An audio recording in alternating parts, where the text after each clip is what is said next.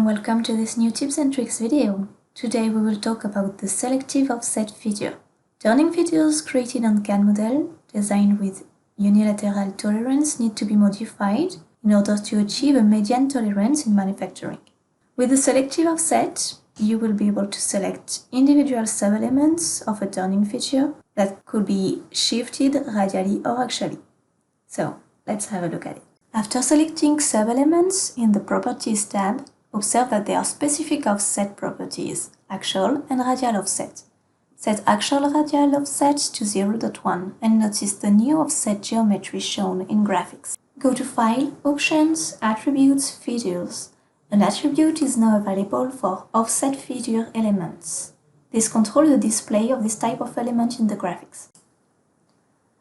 In the Feature ribbon, select now Selective Offset and select the sub-elements you would like to offset.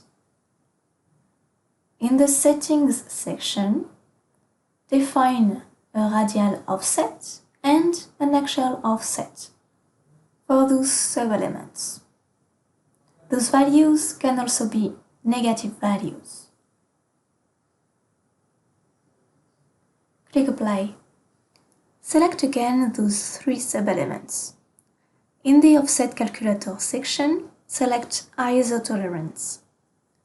Radial Offset Calculator can be utilized to simplify determination of necessary radial offset to achieve either a target diameter or an offset based on ISO tolerance.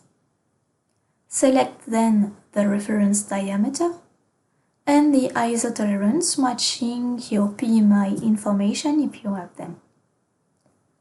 You can also choose target diameter and define your target diameter. That's all for today. I hope you enjoyed. Don't forget to follow us on social media and stay tuned for our next tips and tricks video.